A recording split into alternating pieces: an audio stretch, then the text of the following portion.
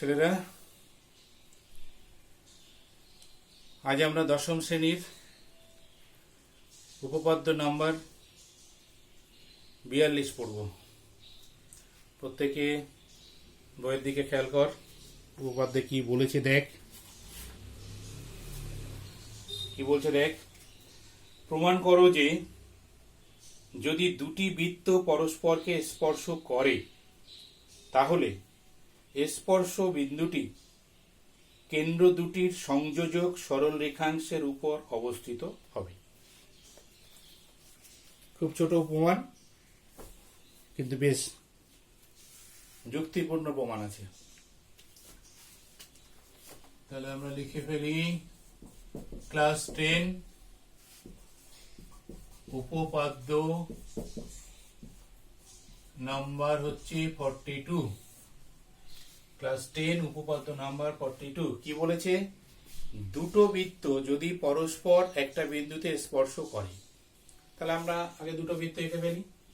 হ্যাঁ, তাহলে ধরে নে এটা একটা বৃত্ত, আর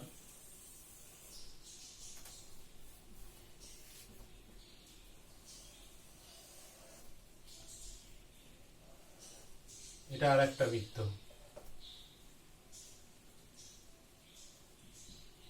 ঠিক আছে? যদি দুটো বৃত্ত এরকম হয় তাহলে এরা একটা বিন্দুতে ছেদ করবে, স্পর্শ করবে। তাহলে ধরে নিচ্ছি এরা পি বিন্দু। এটা তাহলে লক্ষ্য কর, এটাকে আমরা এ কেন্দ্র দিলাম, এটাকে বি কেন্দ্র। তাহলে ধরি এ কেন্দ্রীয় এবং বি কেন্দ্রীয় দুটো বৃত্ত যথাক্রমে পি বিন্দুতে স্পর্শ করেছে। আচ্ছা, এটা আগে লিখে ফেলি আমরা। ধরি এ ও বি কেন্দ্রীয় বৃত্ত দুটি পি বিন্দুতে স্পর্শ করেছে, তাই তো?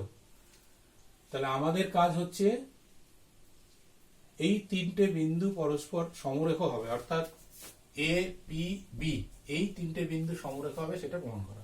তাহলে প্রথম কাজ হচ্ছে পি এ যোগ করা, তাহলে দ্বিতীয় কাজ হচ্ছে পি বি যোগ করা। দেখ ভালো করে, যদি আমাদের এ পি যোগ করলাম, বিপি যোগ করলাম, দুটো যোগ করার ফলে আসলে এরা আলাদা আলাদা দুটো, অর্থাৎ দেখ এটা হচ্ছে এপি সরলরেখা, এটা হচ্ছে বিপি সরলরেখা। তাহলে আসলে এই দুটো সরলরেখা আলাদা আলাদা ভাবে আমরা যোগ করলাম। যোগ করার ফলে যেটা তৈরি হলো, আমাদের কাজ হচ্ছে এবার এই যোগ করাটা আসলে এই তিনটে বিন্দু একই সরলরেখা অবস্থিত হবে, তবে তো সমরেখা হয়ে যাবে আমাদের।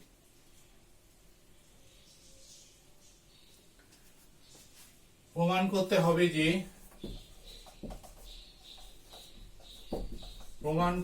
হবে যে তাহলে কি না, এ পি বি সমরেখ, এরা একই সরলরেখায় অবস্থিত।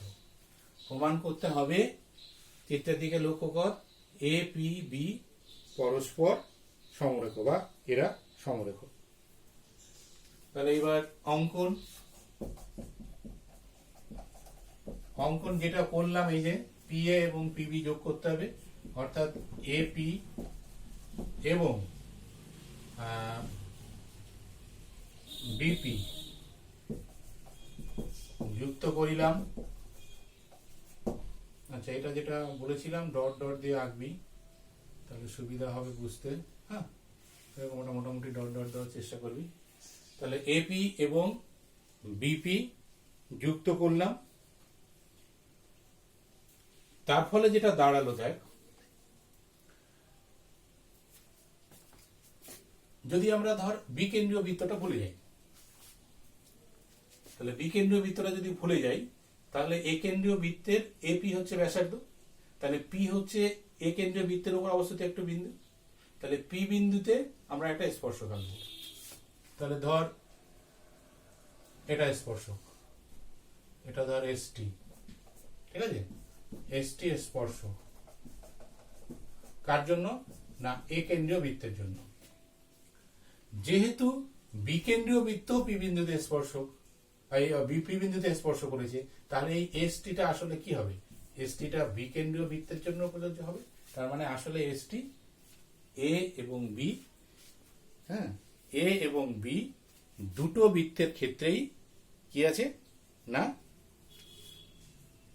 সাধারণ স্পর্শক আছে।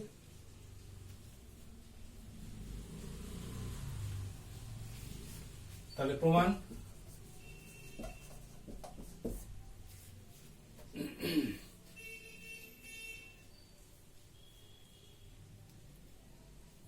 একেন্দ্রীয় বৃত্ত ও বিকেন্দ্রীয় বৃত্ত দুটি পরস্পর পি বিন্দুতে স্পর্শ করেছে।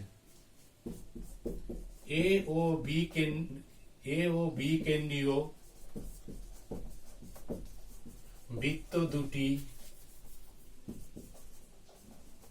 পরস্পর পি বিন্দুতে স্পর্শ করেছে। দেখ, এটা আমরা শুরু থেকেই পেয়েছি, পরস্পর পি বিন্দুতে স্পর্শ করেছে। তাহলে যদি স্পর্শক হয় তাহলে এই পি বিন্দুতে একটা সাধারণ স্পর্শক থাকবে। ধরি পি বিন্দুতে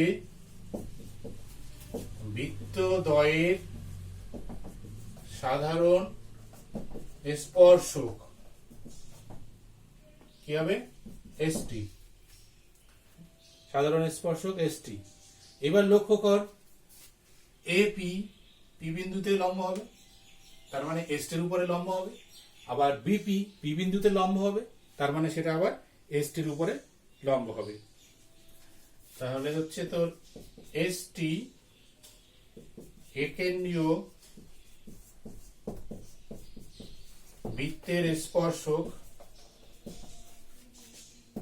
এবং এপি স্পর্শ বিন্দু গামী ব্যাসার্ধ। তাহলে অতএব এপি লম্ব এসটি। দেখ ভালো করে লেখা যায় তো, একদম হুবহু আগের উপপাদ্য, নতুন কিচ্ছু নেই। অর্থাৎ আগের উপপাদ্যের ঘটনাগুলোকে এখানে রিপিট করা হচ্ছে। অর্থাৎ এটা যদি এপি যদি এপি এসটি যদি স্পর্শক হয় পি বিন্দুতে, আর এপি যদি স্পর্শ বিন্দু ক্রমে ব্যাসার্ধ হয়, তাহলে এই স্পর্শ বিন্দু এপিটা এসটির উপরে লম্ব হবে। একইভাবে কি আছে, এসটি বিকেন্দ্রীয়, তাই তো, এসটি বিকেন্দ্রীয় বৃত্তের, এসটি বিকেন্দ্রীয় বৃত্তের পি বিন্দুতে স্পর্শক, পি বিন্দুতে স্পর্শক এবং কি আছে বিপি স্পর্শ বিন্দুগামী। দেখ একদম ব্যাসার্ধ হুবহু আগে যা ছিল তাই লিখছি। তাহলে অতএব এখানে কি লিখেছি? এপি, তাতে বিপি লম্ব এসটি লেখা যায়। তাহলে এখানে পেলাম এপি লম্ব এসটি, অর্থাৎ দেখ এপি লম্ব এসটি তার মানে পি বিন্দুতে, তার মানে এপি লম্ব পি বিন্দুতে, আবার বিপি লম্ব এসটি তাহলে বিপি লম্ব পি বিন্দুতে। তাহলে দুটো লম্বই একটা বিন্দুতে। অতএব এপি ও বিপি, হ্যাঁ, লম্বদ্বয় একটি বিন্দু। আচ্ছা, এপি ও বিপি লম্ব, এইভাবে লিখি, লম্ব একই বিন্দু পিতে, তাই তো। তার মানে অতএব বি কমা পি কমা এ একই সরল রেখায় অবস্থিত। অতএব এ পি বি সমরেখ, প্রমাণিত।